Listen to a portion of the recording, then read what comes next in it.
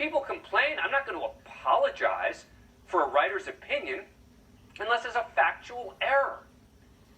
Rather than challenging their audience, they fear them, much the way, by the way, Fox News did in the aftermath of 2020. And this is how we get extremism. There's no room for nuance. There's no room for other points of view. Joining me now, John Ziegler, conservative commentator and host of the Death of Journalism podcast. He has also been someone who's been critical of Tucker Carlson as of late. John, what did you make of this apology from the editor here? Dan, this story is a great illustration of why journalism is now effectively dead. Basically what has happened is that fragmentation has killed the business model of most media outlets. And what used to be consumers of news are now treated like customers at a restaurant, where the customer is always right. And that can't be the way it is with a news outlet if the truth is going to matter. Because it's not about whether or not you liked the meal, and if you didn't like it, we apologize and we take it off the menu.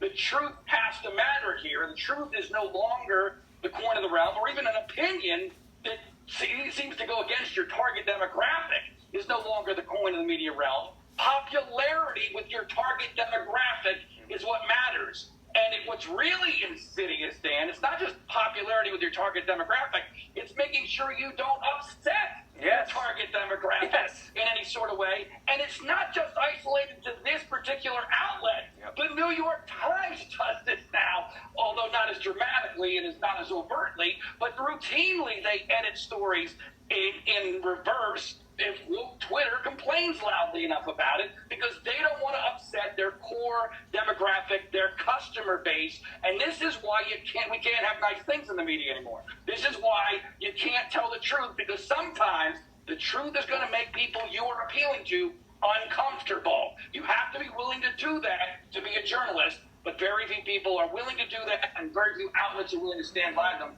if they do that. But it also is preventing conversation from going on, right? I mean, now that same publication is going to let two of its other writers write a response. I think that's great. Let them write a response. That's exactly what you ought to do.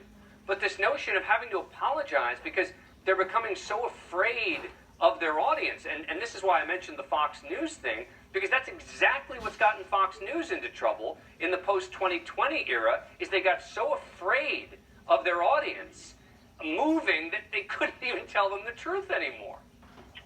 That's 100% true, and I don't think any conservative has been more vociferous about that issue than me over the last 8 years, and complaining about the fear of Donald Trump and the conservative media. But this goes even beyond media, Dan.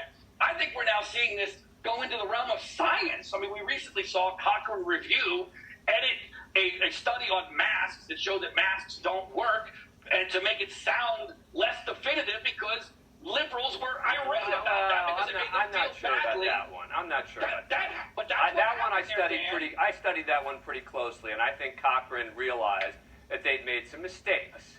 But why did they admit to those mistakes? Why were they so profoundly forward about it? Because they got so much heat from the left because so many people invested in masks. I'm using this as an example. I know it's not the only one, Dan.